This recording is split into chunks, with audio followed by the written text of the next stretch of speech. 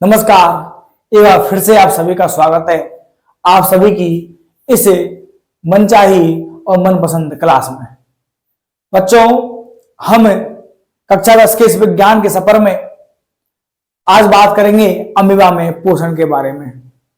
हमारा चैप्टर चल रहा है जय प्रक्रम लाइफ प्रोसेस, और इस लाइफ प्रोसेस में हमने स्वयंपोषी, विषमपोषी प्रकाश संश्लेषण की अभिक्रिया के बारे में अध्ययन कर लिया है। स्टोमेटा रंध्रों के बारे में भी हमने पढ़ा। आज किस क्लास में हम पढ़ेंगे अमीबा में पोषण के बारे में। तो चलिए बात करते हैं अमीबा में पोषण की। देखना, जैसा कि हम इस चित्र में देख पा रहे हैं, या यदि मैं यहां पर एक डायग्राम बनाऊं तो ये कौन है बच्चों? हमारा अमीबा।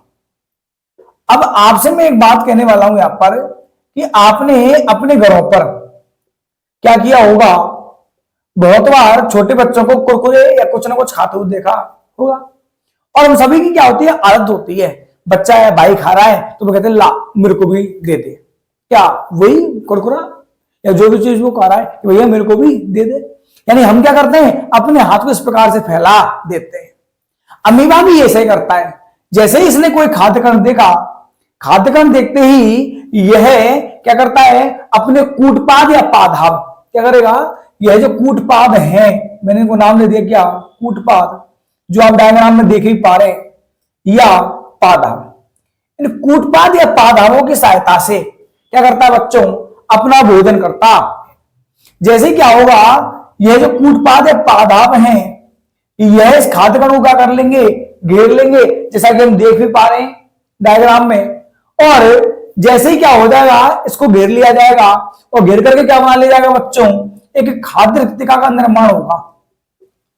अब यह खाद्य रिक्तिका क्या है, इस खाद्य रिक्तिका में क्या होते हैं, इन खाद्य कणों को पचाने के क्या होते हैं, पाचक एंजाइम्स होते हैं, जो क्या होते हैं, इसे खाद्य कण को पचाते हैं, और पचाने के पश्चात पचा हुआ जो भाग होता है वह तो कोशिका द्रव्य में इधर की ओर क्या कर दिया जाएगा, विस्तृत कर दिया जाएगा, यानी पहुंचा दिया जाएगा, और अवशिष्ट पदार्थों को कोशिका के माध्यम से शरीर से बाहर त्याग दिया जाता है।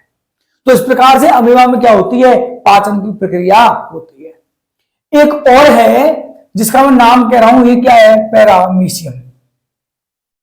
ये पैरामीशियम जो है, इस पैरामीशियम की सतह पर आप देख पा रहे हैं छोटे छोटे क्या पाए जा रहे हैं, ये डंकनुमा बाल पाए जा रहे हैं। ये छोटे छोटे जो डंकनुमा बाल हैं, इन्हें हम सामान्यतः क्या बोलते हैं कि इनकी सहायता से ही यह अमीबा आगे, सॉरी पैरामीशियम आगे क्या करता है, गति करता है। इन्हें बोला जा रहा है पक्षीआब। और ये जो पैरामीशियम है, यह पैरामीशियम इस पक्षीआब की गति के द्वारा ही, पक्षीआब की गति के द्वारा ही क्या करता है, आगे बढ़ता है। लेकिन इसमें जो भोजन की प्रक्रिया है, मान लीजिए ये यहां से एक विशेष स्थान से क्या करेगा, भोजन प्राप्त करेगा।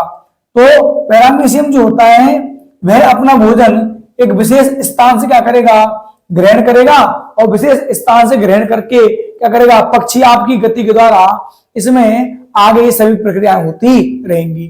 तो आपने पढ़ा अमीबा में किस प्रकार से पोषण होता है। छोटे छोटे क्वेश्चन पूछ सकते हैं कूटपाद या पादहाव की सहायता से, और अमीबा आपसे पूरा भी पूछा जा सकता है। दूसरा आप देख पा रहे हैं क्या है, पैरामीशियम जो पक्षीआब की गति के द्वारा अपना भोजन मतलब करता तो एक विशेष स्थान से प्राप्त है, लेकिन इसको आगे ट्रांसफर पक्षीआब की गति द्वारा किया जाता है। अब हम बात करेंगे बच्चे मानवों में पोषण के बारे में। अब हम बात करेंगे बच्चों मानव में पोषण के बारे में। हम जैसा कि देख पा रहे हैं, ये क्या है, मानव के पाचन तंत्र का नामांकित चित्र है, और हम बात करें मनुष्य में पाचन की। तो मैं आपसे सबसे पहले कहूंगा कि हमें पता होना चाहिए कि आखिरकार पाचन क्या होता है। तो यदि आपने भोजन, सब हम लोग भोजन करते हैं, और आपने पाया कि इस भोजन की प्रक्रिया में होता क्या है कि जब हमने भोजन खाया, तो मान लीजिए आपने भोजन खाया और कुछ समय के पश्चात आपके मुंह में कुछ ऐसी चीज हो गई या कंकड़ आ गया और आपने भोजन को बाहर निकाला। आप देखते हैं जो आपने भोजन खाया वह छोटे छोटे टुकड़ों के रूप में क्या हो गया है, टूट गया है, वह पहले जैसा नहीं रहा। और यही होता है बच्चों किसमें, पाचन की प्रक्रिया में। यानी कि जटिल अणु होते हैं भोजन के, उन भोजन के जटिल अणुओं को सरल अणुओं में परिवर्तित कर दिया जाता है। तो क्या परिभाषा हो जाएगी आपकी कि वह प्रक्रिया जिसमें भौतिक और रासायनिक क्रियाओं के द्वारा क्या होता है, भोजन के जटिल अणुओं को सरल अणुओं में तोड़ दिया जाता है, क्या कहलाता है बच्चों, पाचन कहलाता है। अब तो पहली बात तो ये कि हमें यहां पर इस चैप्टर में कोई सा भी भाग हो, उस भाग को अलग स्पेशली डिटेल से नहीं पढ़ना। यदि आप प्रत्येक भाग को अलग से डिटेल से पढ़ेंगे तो पाचन को यदि मैं इस प्रकार से पढ़ाने जाऊंगा तो बहुत लंबा मैटर हो जाएगा, इतना हमारे में पढ़ना भी नहीं है। तो हम पूरी पाचन की प्रक्रिया पढ़ेंगे किस प्रकार से हो रही है, और हमें प्रत्येक अंग के बारे में नहीं पढ़ना। ये नहीं है कि आपको स्पेशली छोटी आंत के पूर्ण रूपेण खोल करके एक एक भाग को समझाया जाएगा, तो वो सेटलमेंट यहाँ हमारे बुक में नहीं दिया हुआ। तो चलिए शुरू करते हैं बात को। तो बच्चों क्या है कि मनुष्य में जो पाचन की प्रक्रिया है, यह पाचन की प्रक्रिया सामान्यतः दो प्रक्रिया के दौरान गुजरेगी। इसमें एक तो आपकी जो सहायता करेगी पाचन की प्रक्रिया में कौन होगा, आहार नाल, और एक कौन होगा आपका सहायक पाचन ग्रंथियां। यानी दो प्रकार से आपके पाचन की जो प्रक्रिया है उसमें दो चीजें होंगी, एक तो कौन हेल्प करेगा आपका, आहार नाल, और एक क्या होंगी, सहायक पाचक ग्रंथियां। आहार नाल में हमारे इसे पाचन की प्रक्रिया में बहुत सारे भाग आते हैं। जैसे यदि मैं बात करूं तो आपका हो गया मुख्य गुहा,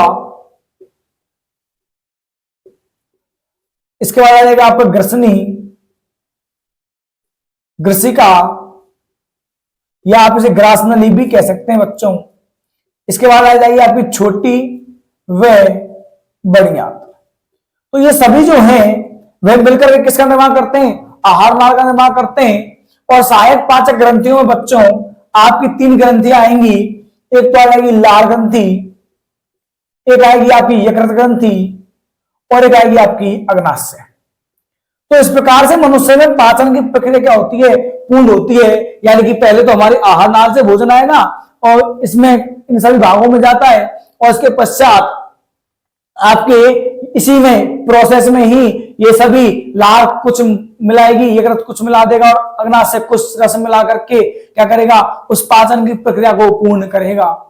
तो हमें अब यहां पर बच्चों एक एक भाग को इतना डिटेल से अध्ययन नहीं करना।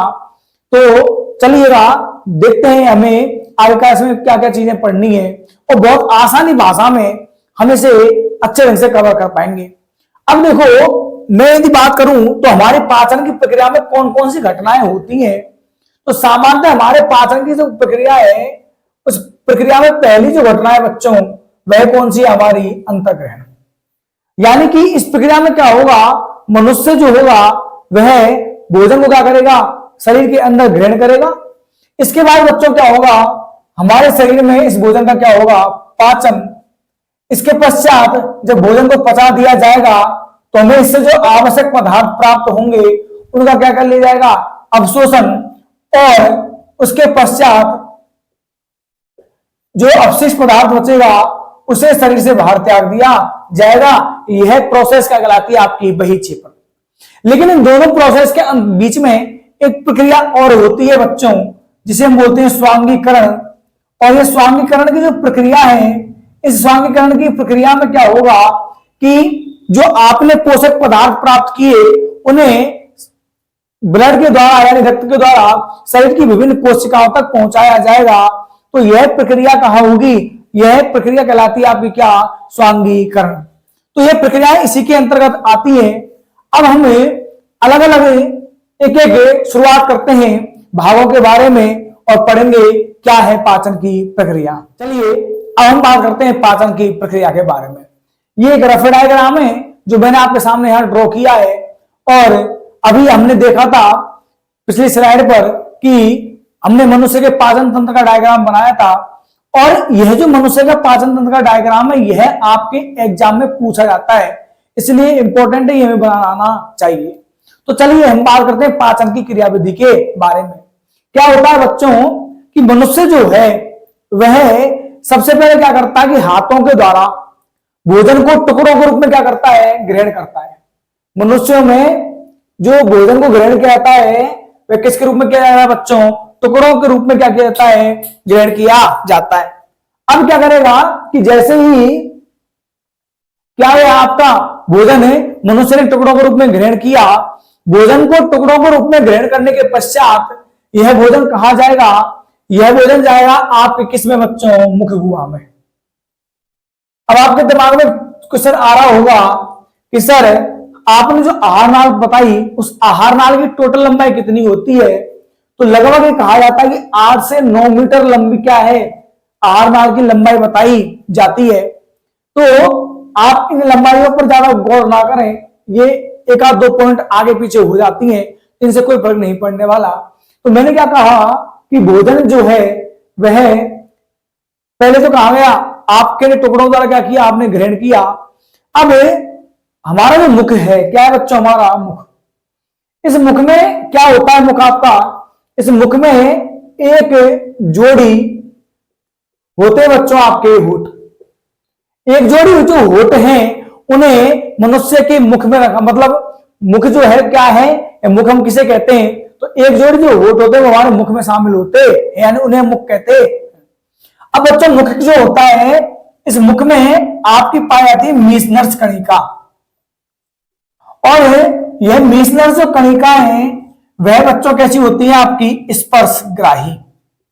मतलब मैं क्या बताऊंगा आपको, क्या हुआ कि जैसे ही आप किसी भी चीज को अपने लिप्स के द्वारा क्या करते हैं, टच करते हैं, जैसे मान लीजिए आप पानी पी रहे हैं, तो पानी पीने की उस प्रक्रिया में आपने जो क्या है गिलास है जिससे भी आप पी रहे हैं उसको आपने टच किया, और जैसे ही आपने उसको टच किया अपने होठों से, आपको एक फील होता है कि हमने किसी चीज को क्या किया है, स्पर्श किया है। तो क्यों, क्योंकि आपके होठों में क्या पाया जा रही है बच्चों, मीसनर्स कणिका, और ये मीसनर्स कणिका क्या है, स्पर्श ग्राही है। अब ये भोजन कहा गया आपकी इस मुख गुहा में आ गया, समझ जाइएगा एक एक बात को। और जैसे ही भोजन किस में आया बच्चों, मुख गुहा में आया, जैसे ही बच्चों भोजन किस में आया, आपकी इस मुख गुहा में आया, क्या होगा कि हमारी जो मुख गुहा है, इस मुख गुहा के अंदर कौन सी ग्रंथि पाई जाती है, लार ग्रंथि। और ये जो लार ग्रंथि है ये किसका श्रावण करती है, लार का या लाला रस, इस लाला रस का क्या करती है, श्रावण करती है। कौन बच्चों, आपकी यह लाल ग्रंथि हमारे मुख गुहा में जो पाई जा रही है, किसका श्रावण करेगी, तो लार का या लाला रस भी कहते हैं, उसका श्रावण करती है। अब होता क्या है कि आपकी ये जो लार है या क्या है आपका लाला रस, क्या करेगा बच्चों कि भोजन में जो पाई जाने वाली, भोजन में जो सरल क्या है स्टार्च है, या इसे या क्या बोलते हैं मंड, तो हमारे भोजन में पाई जाने वाली क्या है, सरल स्टार्च है, मंड है, उस मंड का क्या करता है, ये पाचन करता है। और इस मंड या स्टार्च का पाचन जो है वो किसके द्वारा किया जाता है, तो इस लार में बच्चों क्या पाया जाता है, एक आपका एंजाइम पाया जाता है, जिस एंजाइम का नाम क्या होता है आपका, लार एमिलेस। और देखो आया हुआ क्वेश्चन है, एक बार राजस्थान बोर्ड में पूछा गया था खाली जगह में कि लार ग्रंथि के द्वारा स्रावित लार में एक एंजाइम लार खाली जगह पाया जाता है, तो लार खाली जगह में क्या था बच्चों, एमिलेस था, यानी उस खाली जगह में क्या शब्द आता, एमिलेस आता। तो याद रखना लार एमिलेस एंजाइम पाया जाता है, इसे ही आप टॉलिन भी कहते हैं, क्या बोलते हैं इसको आप, टॉलिन। लेकिन मैंने आपसे क्या कहा कि हमारी एनसीईआरटी में इसका नाम क्या दिया हुआ है, लार एमिलेस दिया हुआ है। तो यदि वैसे यदि आप इसको लिखेंगे तो सही है, लेकिन जब खाली जगह आती है तो उसमें तारतम्यता नहीं बैठती, तो वहां पर आपको लार के बाद एमिलेस शब्द ही लगाना होगा। इसलिए मैं सामान्यतः आपको लार एमिलेस ही मैंने पहले लिखा, लेकिन याद रखना इसका दूसरा नाम क्या है, ये भी है। तो कंफ्यूज होने की आवश्यकता नहीं है कि सर हमने तो छोटी कक्षाओं में ये पढ़ा हुआ, तो बात यही है, लेकिन हमारी किताब में लार एमिलेस दिया हुआ है एनसीईआरटी में, तो उसके अनुसार आपको ये याद रखना है। और किसका पाचन करता है बच्चों, ये है आपके शरीर में भोजन जो आपके भोजन जो है उस भोजन में सरल शर्करा का क्या होगा, पाचन होगा, किसके द्वारा, लार के द्वारा। और क्या करेगी बच्चों लार, यह हमारे जो भोजन है उस भोजन को क्या बना देती है, चिपचिपा बना देती है। इंपॉर्टेंट बात है, याद रख जाना, क्वेश्चन पूछता है आपसे कि लार भोजन के पाचन में किस प्रकार से भूमिका निभा रही है। तो पहला तो आपने क्या पाया कि यह स्टार्च का पाचन कर रही है, दूसरा भोजन क्या बना रही है, चिपचिपा बना रही है। जिससे क्या होगा, जिससे इस भोजन को क्या होगा बच्चों, निगलने में क्या हो जाएगी, आसानी हो जाएगी। तो निगलने में क्या हो जाएगी, आसानी हो जाएगी, किसके द्वारा, इस भोजन को चिपचिपा बनाने के द्वारा। और तीसरा क्या कार्य क्या बच्चों लार का, कि आपका जो भोजन है, सॉरी आपकी जो लार है, उस लार में कौन सा एंजाइम पाया जाता है, लाइसोजाइम। और ये लाइसोजाइम क्या करता है कि जो हानिकारक जीवाणु हैं, उन हानिकारक जीवाणुओं को क्या कर देता है, मारने का कार्य करता है। तो हानिकारक जीवाणुओं को नष्ट करने का कार्य किसके द्वारा किया जाता है, इस लार की लाइसोजाइम एंजाइम के द्वारा ही किया जाता है। तो आपने पाया कि मैंने आपको यहां लार भी पढ़ाई और लार की जो इंपॉर्टेंट चीजें हैं वो भी मैंने आपको यहां बता दी हैं। ये आपको पता होना चाहिए, इंपॉर्टेंट चीजें बहुत बार एग्जाम में पूछी गई है कि लार की पाचन में क्या भूमिका है। तो पहला तो क्या हो गया, यह सरल स्टार्च का पाचन करती है। दूसरा आपने पाया कि भोजन को चिपचिपा बनाने में, जिससे निगलने में क्या हो, आसानी हो। और तीसरा इंपॉर्टेंट लाइसोजाइम एंजाइम पाया जा रहा है जो आपके हानिकारक जीवाणु को मारता है। अब बच्चों हमारी इस मुख गुहा में ही क्या पाई जा रही है, आपकी जीभ। और ये जीभ जो है वो क्या करती है, यह आपको स्वाद का क्या करवाती है, अनुभव करवाती है। यानी स्वाद, हमारी जीभ पर क्या पाई जाती है, स्वाद कलिकाएं पाई जाती हैं, जिससे हमें स्वाद महसूस होता है। और यह इस भोजन को उलटने पलटने का भी क्या करती है, कार्य। जैसे हम किसी जानवर को जब खाना खिलाते हैं, उसके लिए बोलते हैं सानी करते हैं गांव की भाषा में, तो हम उसमें ही खड़ डाल दी, उसमें ही आटा डाल दिया, उस प्रकार से उससे हाथों से मिलाते हैं। ठीक इसी प्रकार से जीभ भी क्या कर रही है, भोजन को उलटने पलटने का कार्य कर रही है। तो ये भोजन को उलटने पलटने का कार्य भी करती है। और आपकी जो मुख गुहा है, उस मुख गुहा की क्या करती है बच्चों, सफाई का कार्य भी जीभ के द्वारा किया जाता है। अब आपके इस मुख गुहा में ही क्या पाए जा रहे हैं बच्चों, दांत। और दांतों का मेन काम क्या है कि भोजन को छोटे छोटे टुकड़ों में तोड़ने का काम कौन करते हैं, आपके ये दांत करते हैं। ज्यादा मैंने पहले ही बोल दिया, ज्यादा हमें यहाँ एक एक भाग को नहीं पढ़ना है डिटेल से। तो दांतों ने क्या किया, भोजन को क्या किया, छोटे छोटे भागों में तोड़ा। बस इतना याद रखिएगा कि जो वयस्क मनुष्य है, इस वयस्क मनुष्य में टोटल कितने दांत पाए जाते हैं, 32। यानी कि मैं बात करूं किसकी बच्चों, दंत सूत्र की, तो दंत सूत्र होता है 21-23 बटे 21-23। ये मनुष्य का वो दंत सूत्र है। यानी कि टोटल कितने हो जाते हैं, 32 दांत हो जाते हैं। आप देखोगे 3 2 6 7, सॉरी 3 2 5 6 और 2 8, यह ऊपर वाले जबड़े का वन साइड सूत्र है। इसका यदि आप गुणा कर देंगे किससे, 2 से, तो आपका ऊपर वाला जबड़ा पूरा हो जाएगा। इसी प्रकार से नीचे कर देंगे तो नीचे वाला जबड़ा क्या हो जाएगा, पूरा। लेकिन ये जो लिखे हुए हैं वो क्या है, ऊपर वाले जबड़े और नीचे वाले जबड़े का एक साइड हिस्सा है। ये दोनों ही दांतों में जो दिखाई दे रहा है आपको। अब यहां से बच्चों भोजन जो होगा आपकी कहां डाल दिया जाएगा, इस ग्रसिका या आपकी इस ग्रास नली में ढकेल दिया जाएगा। ग्रास नली आपके पाचन तंत्र का वह भाग है जहां पर क्या नहीं होता, भोजन का पाचन नहीं होता। लेकिन यहां भी कुछ मात्रा में श्लेष्म आएगा और श्लेष्म क्या करेगा, इस भोजन को और चिपचिपा बनाएगा, जिससे इसे आसानी में क्या हो, निगलने में आसानी हो जाए। और सबसे इंपॉर्टेंट जो बात है बच्चों, यहां पर भोजन जो है वह कौन सी गति करता है, आपकी कृमानुकुंचन।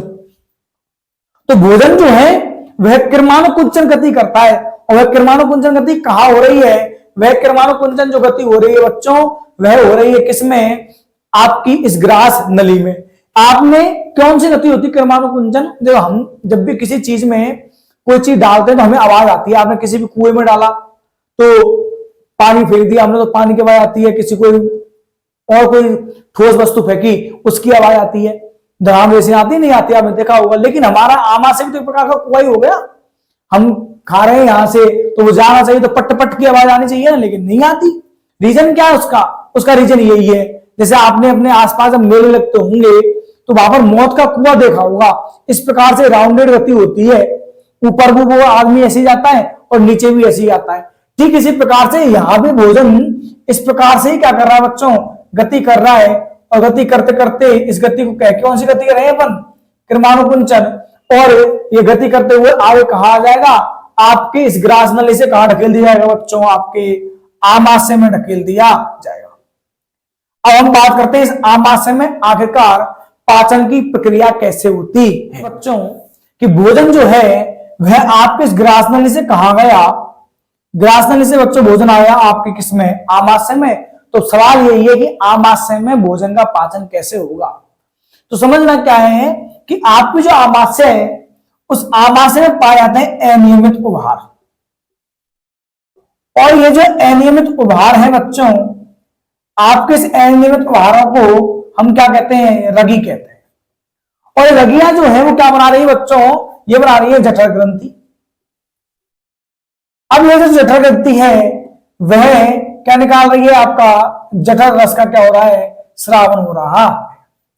अब होता क्या है कि जठर रस का जो स्राव होगा, जठर रस में मेनली क्या क्या चीजें हैं, तो आपके जठर रस में मेनली जो चीजें पाई जा रही हैं, एक तो पाया जा रहा है पेप्सिन,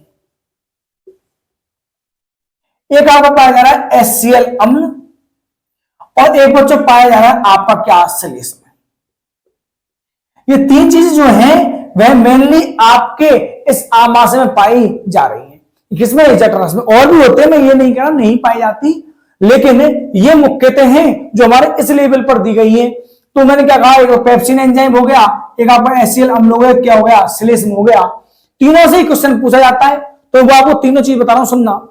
अभी आपने पढ़ा कि पैनी पेप्सिन और पैनी क्या हो गया बच्चों, प्रोटीन। तो कुछ मात्रा में भोजन में उपस्थित जो प्रोटीन है उस प्रोटीन का पाचन कौन करता है बच्चों, पेप्सिन करता है।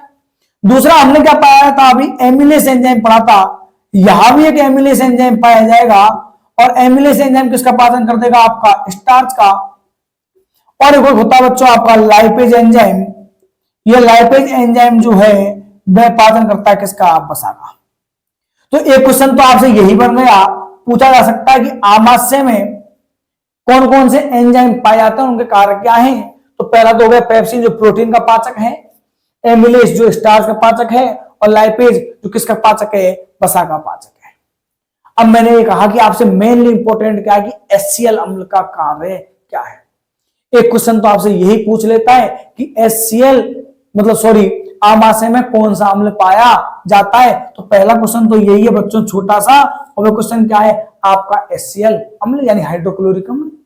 अब मैं इसे कार्य की बात करूं तो पूछ सकता है आपसे कि भोजन के पाचन में HCl अम्ल की भूमिका क्या है, तो आप क्या कहेंगे वो सुनते जाना।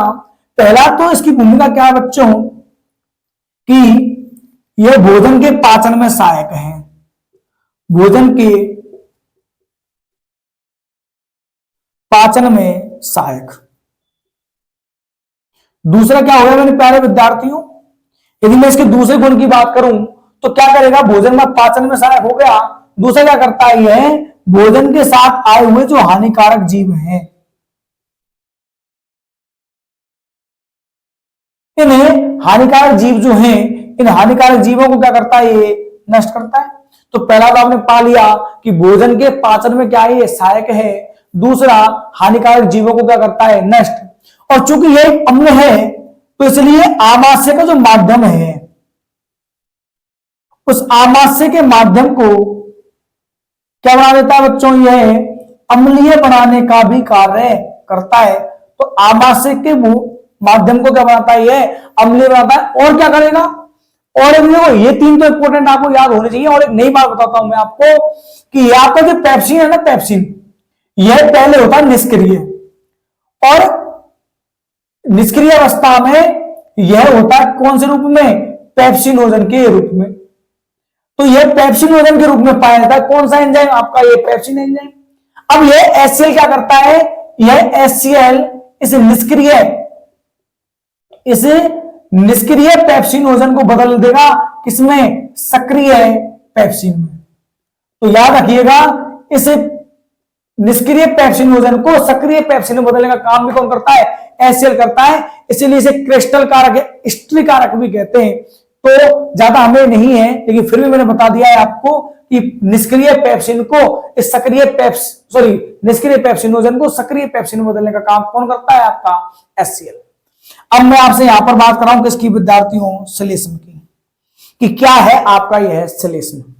तो श्लेष्म की यदि मैं बात करूं तो देखो हमारे दिमाग में क्वेश्चन उत्पन्न होता है कि सर हम जानते हैं अम्ल तो HCl प्रबल है, और जब HCl प्रबल अम्ल है तो यह हमारे आमाशय की क्या आंतरिक भित्ति को नुकसान नहीं पहुंचा रहा क्या? तो उसका उत्तर यही छिपा हुआ है कि आपका जो ये श्लेष्म है, यह श्लेष्म का कार्य ये क्या कि यह आपके आमाशय को क्या करता है, यह देता है आपके आमाशय को रक्षात्मक आवरण, यानी इसने आपके इस आमाशय को एक रक्षात्मक आवरण प्रदान कर दिया। मतलब ये जो HCl है, इस HCl अम्ल के प्रभाव से क्या करता है, आमाशय की आंतरिक भित्ति को बचाने का कार्य करता है। यदि मान लीजिएगा आमा कभी क्या नहीं हुआ, श्लेष्म का मान लीजिए श्रावण ना हो, तो श्लेष्म का यदि श्रावण नहीं होगा तो आपके आमाशय की भित्ति इस HCl के कारण कैसी हो जाएगी, क्षतिग्रस्त हो जाएगी। तो ये एग्जाम में क्वेश्चन भी पूछा गया है। एक बार मैं जब भी एग्जाम की बात करता हूं तो हमेशा अर्धवार्षिक, मॉडल पेपर, वार्षिक सभी के एग्जाम की बात कर लेता हूं। तो पूछा गया था कि यदि हमारे आमाशय में श्लेष्म का स्राव ना हो तो क्या होगा, तो उत्तर क्या था, वहां लिखते क्या हम कि श्लेष्म जो है वह हमारे आमाशय को क्या करता है, रक्षात्मक की भित्ति को रक्षात्मक आवरण प्रदान करता है। और क्या कि यह यदि आमाशय में श्लेष्म का स्रावन नहीं होगा तो HCl के प्रभाव के कारण हमारी आमाशय की आंतरिक भित्ति कैसे हो जाएगी बच्चों, क्षतिग्रस्त हो जाएगी। तो यह थी आपकी आमाशय की किसमें, भोजन के पाचन में भूमिका। अब विद्यार्थियों क्या होगा कि भोजन जो है यहां से आपके इस आमाशय से चलेगा और इसे कहां ढकेल दिया जाएगा, छोटी आंत में ढकेल दिया जाएगा। अब भोजन कहा गया बच्चों, आपके आमाशय से कहा जाएगा छोटी आंत में। और इस छोटी आंत के भी कौन से भाग होते हैं मेनली, एक तो होता है डेडुनम यानी कि ग्रहणी, इसका दूसरा भाग होता है अग्रक्षुद्रांत, और इसका बच्चों तीसरा भाग कौन सा होता है आपका क्षुद्रांत। ये वो तीन भाग हैं जो सामान्यतः किसके होते हैं, आपके छोटी आंत के होते हैं। तो देखो ये जो हमारी ग्रहणी है, इस ग्रहणी में क्या है कि ग्रहणी से ही तो पित्त वाहिनियां जो है वो आकर के मिल रही है, और इस ग्रहणी में ही आप यहां पर देख पा रहे हैं ये कौन है, आपका अग्नाशय। ये अग्नाशय भी मिल रहा है। तो होता क्या विद्यार्थियों कि हम जानते हैं कि हमारा जो यकृत है, ये यकृत करता है किसका निर्माण, पित्तरस का, और यह पित्तरस को यकृत वाहिनियों के द्वारा कहां लाया जाएगा, आपके इस पित्ताशय में लाया जाएगा। अब इस पित्ताशय में क्या होगा, इस पित्ताशय में होगा आपके पित्त का क्या, अस्थायी भंडारण, और यहां से पित्त वाहिनियों के द्वारा इसे ग्रहणी में लाया जाएगा, किसको, आपके इस पित्तरस को। तो यहां पर आ गया आपको जो पित्तरस है वो क्या आ गया, आपकी ग्रहणी में आया, और जैसे ही पित्तरस ग्रहणी में आया क्या होगा कि जो ये पित्तरस है यह भोजन के जो बसा है, इस बसा के जो बड़े अणु हैं, इन बसा के बड़े अणुओं को किसमें बदलता है बच्चों, छोटे अणुओं में बदल देता है। कौन, आपका यह पित्तरस। और जब इसने भोजन के बड़े अणुओं को किसमें बदल दिया, छोटे अणुओं में बदल दिया, तो इन बड़े अणुओं को छोटे अणुओं में बदलने की यह प्रक्रिया बच्चों कहलाती है आपकी क्या, पायसीकरण, या इसे ही हम क्या बोलते हैं, इमल्सीकरण। तो क्या है आपका पायसीकरण या इमल्सीकरण, बसा के बड़े बड़े अणुओं को छोटे छोटे अणुओं में तोड़ने की प्रक्रिया ही क्या है बच्चों, आपकी पायसीकरण या इमल्सीकरण कहलाती है। अब यहीं पर सामान्य क्या हो रहा है, अग्नाशय जो है, अग्नाशय का भी क्या आ रहा है, अग्नाशय भी एक रस का स्रावन करता है जिसे हम क्या बोलते हैं, अग्नाशय रस बोलते हैं। और ये अग्नाशय रस क्या करता है, तो सुनिएगा अब हम बात कर रहे हैं किसकी, अग्नाशय रस की भूमिका की। अब बच्चों क्या हुआ कि अग्नाशय जो है, इस अग्नाशय ने क्या कर दिया, अग्नाशय ने श्रावण किया किसका, अग्नाशय रस का। और इस अग्नाशय रस में क्या हो रहा है, इसमें पाया जा रहा है आपका वही कौन सा एंजाइम, एक आ गया ट्रिप्सिन, और एक ट्रिप्सिन एंजाइम जो है वो क्या कर रहा है बच्चों, यह जो भोजन में उपस्थित क्या है, वो प्रोटीन है, इस प्रोटीन का क्या कर रहा है, पाचन कर रहा है। पूर्ण रूपेण पाचन नहीं हुआ आमाशय में, प्रोटीन जटिल अणु है, प्रोटीन तो यहां भी क्या हो गया जाएगा, पाचित किया जाएगा। दूसरा वही जो हम पढ़ चुके हैं, कौन सा आपका एमिलेस एंजाइम, ये क्या करता है बच्चों, आपकी स्टार्च का पाचन करता है। और आपका तीसरा कौन सा हो गया बच्चों, लाइपेज एंजाइम, यह लाइपेज जो एंजाइम है यह करता है आपकी वसा का पाचन। तो यहां ये क्या है, अग्नाशय रस की भूमिका है किसमें, पाचन की प्रक्रिया में। एक बार एग्जाम में आया हुआ क्वेश्चन भी है कि पाचन में अग्नाशय रस की भूमिका क्या है, तो आप क्या कहोगे कि अग्नाशय ग्रंथि के द्वारा अग्नाशय रस का श्रावण किया जाता है, जिसमें उपस्थित ट्रिप्सिन एंजाइम प्रोटीन का पाचन करता है, एमिलेस स्टार्च का पाचन करता है और लाइपेज आपकी वसा का पाचन करता है। तो बच्चों अब यहां से इस भोजन को आगे कहां ढकेल दिया जाएगा, आपके अर्धक्षुद्रांत, और अर्धक्षुद्रांत से क्या हो जाएगा, आपके क्षुद्रांत में ढकेल दिया जाएगा। अब होता क्या है मेरे विद्यार्थियों, क्षुद्रांत में जो आपकी आंत है, यह आंत्र एक रस का श्रावण करती है, जिसे बोला जाता है कौन सा, आपका आंत्रीय रस। और ये जो आंतरिक रस है, ये अब यहां पर क्या करेगा, इस पाचन की प्रक्रिया को पूरा करेगा, कौन, आपका आंतरिक रस। और कैसे करेगा कि यह आंतरिक रस जो है, यह आपको क्या कर देगा, जो प्रोटीन है, इस प्रोटीन को तो बदल देगा किसमें, एमिनो अम्ल में, क्योंकि एमिनो अम्ल से ही मिलकर क्या बनी होती है, प्रोटीन। तो सबसे सरल लिखाई है किसकी, प्रोटीन की। अब आपके दिमाग में कंफ्यूजन हो रहा होगा सर ये क्या है, तो जो प्रोटीन का पहले पाचन हुआ किसमें, पेप्टॉन्स में, पेप्टॉन्स बदले किसमें, पेप्टाइड्स में, और पेप्टाइड्स अब बदल देंगे किसमें, एमिनो एसिड्स में। तो इस प्रकार से पाचन में इस प्रोटीन का पाचन हो रहा है। तो प्रोटीन बदल गया बच्चों एमिनो अम्ल में। आपके भोजन में जो क्या है, वसा, इस वसा को बदल दिया गया है किसमें, वसीय अम्ल में, प्लस किसमें, ग्लिसरॉल में। और आपके भोजन में जो क्या था, कार्बोहाइड्रेट, इस कार्बोहाइड्रेट का भी क्या होगा, बदल दिया जाएगा किसमें बच्चों, ग्लूकोज में। तो इस प्रकार से आपकी जब यह चीजें बदल जाएंगी, तो इस प्रकार से आपके यहां पर पाचन की प्रक्रिया क्या हो जाएगी, समाप्त हो जाएगी। तो यह आपने देखा बच्चों की मनुष्य में किस प्रकार से पाचन की प्रक्रिया हो रही है।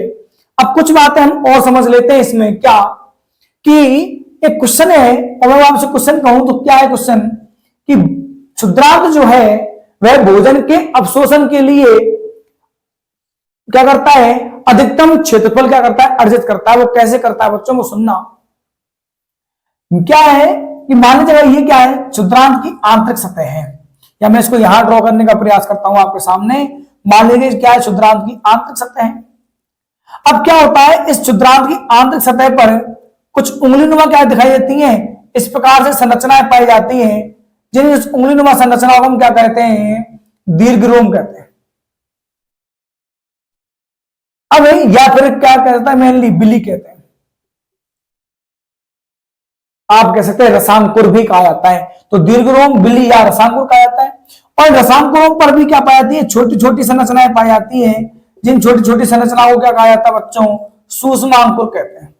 सूक्ष्मांकुर, ये रसांकुर सूक्ष्मांकुर होते हैं, वह आपके क्षुद्रांत की अवशोषण सतह को कई गुना बढ़ा देते हैं, जिससे क्षुद्रांत को भोजन से प्राप्त पदार्थों के अवशोषण के लिए अधिकतम क्षेत्रफल मिल जाता है। तो इस प्रकार से क्षुद्रांत द्वारा भोजन का अवशोषण किया जाता। अब क्या हुआ, यहां से जो अपशिष्ट बचा उसे आगे बड़ी आंत में ढकेल दिया गया। बड़ी आंत के भी कितने भाग हैं बच्चों, 3 भाग हैं। किसके बात कर रहा हूं मैं यहां पर, बड़ी आंत की। और बड़ी आंत के बच्चों भाग कितने हैं, 3। पहला भाग तो हो गया आपका सीकम, दूसरा भाग होता है बच्चों आपका बृहदांत्र, और तीसरा भाग होता है बच्चों हमारा मलाशय।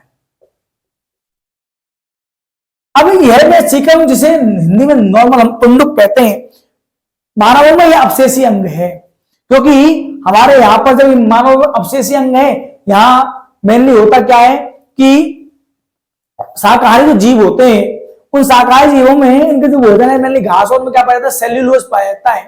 तो सेल्यूलोज के पाचन के लिए यहाँ पर सहजीवी जीवाणु पाए जाते हैं, किसमें, आपके सीकम में। लेकिन हम पे सेल्यूलोज सामान्यतः शाकाहारी नहीं है, इसलिए हमारे में क्या है, अवशेषी अंग है। तो यहाँ पर कुछ सहजीवी जीवाणु पाए जाते हैं, किसमें, शाकाहारियों में। अब हमारे क्या होता है कि यहां पर एक 8 से 10 सेंटीमीटर लंबीकार नलिकाकार संरचना पाई जाती है, जिसे हम क्या बोलते हैं, बर्मीफॉर्म अपेंडिक्स, यानी कि कृमि रूपी परिशेषिका। आपने सुना होगा अपेंडिक्स का नाम, वो हमारे यहां पाई जा रही है। अब यहां से आगे भोजन कहाँ आया, आपके इस बृहदान्त्र में आया। इस बृहदान्त्र में क्या होगा, जल का अवशोषण होगा, और जल के अवशोषण के पश्चात जो ठोस अपशिष्ट बचेगा उसे मलाशय में ढकेला जाएगा, और मलाशय में ढकेलने के पश्चात बच्चों मल द्वार के द्वारा इसे आपके शरीर से बाहर त्याग दिया जाएगा। तो इस प्रकार से आपके शरीर में भोजन को ग्रहण किया गया, उसका पाचन किया गया, अवशोषण किया गया, और इस प्रकार से उसका बहिक्षेपण यानी शरीर से उसे त्याग दिया गया। तो आपने पाया कि मनुष्य में किस प्रकार से पाचन की प्रक्रिया हो रही है, किस प्रकार से श्वसन की प्रक्रिया हो रही है। एक छोटी सी बात और याद रखिएगा, देखना, सामान्यतः जो शाकाहारी जीव होते हैं, जैसे घास खाने वाले जो जीव होते हैं, इन घास खाने वाले जो जीव होते हैं इनमें पाया जाता है मेनली सेल्यूलोज। तो सेल्यूलोज के पाचन के लिए, सेल्यूलोज के पाचन के लिए जो क्षुद्रांत होता है, वह क्षुद्रांत कैसा होता है बच्चों, लंबा होता है। यानी इसमें क्षुद्रांत जो लंबाई होती है वो, सॉरी, क्षुद्रांत जो होता है शाकाहारी जीवों में कैसी होती है, लंबी होती है। लेकिन जो मांसाहारी होते हैं, मांसाहारियों में जो मांस है वो क्या है, सरल होता है। मांस जो भोजन है वह कैसा होता है, सामान्यतः सरल रूप में होता है। इसलिए इनमें मांसाहारी जीवों में जो क्षुद्रांत की लंबाई है वह कैसी होती है, छोटी। तो ये क्वेश्चन भी पूछ लेता है बहुत बार कि घास खाने वाले जीवों में क्षुद्रांत खाली जगह होती है लंबी, और मांसाहारी में कैसी होती है बच्चों, छोटी होती है। तो इस प्रकार से आपकी है पाचन की प्रक्रिया क्या होती है, समाप्त होती है। मैं आशा करता हूं कि आपको एक एक क्वेश्चन जो मैंने यहां बताया वो अच्छे से समझ में आया होगा कि किस प्रकार से मनुष्य में पाचन की प्रक्रिया पूरी होती है और कौन कौन से महत्वपूर्ण क्वेश्चन बनते हैं। तो पाचन की प्रक्रिया समाप्त होती है, हमारा एक भाग इसका पूरा होता है। अगले हम भाग में, अगली वीडियो में अध्ययन करेंगे श्वसन के बारे में कि किस प्रकार से श्वसन की प्रक्रिया संपन्न होती है मनुष्यों में। तो चलिए हम मिलते हैं अगली क्लास में, तब तक अपना और अपने परिवार का ध्यान रखिए। वीडियो को ज्यादा से ज्यादा लाइक कीजिए, शेयर कीजिए और चैनल को सब्सक्राइब भी कीजिए।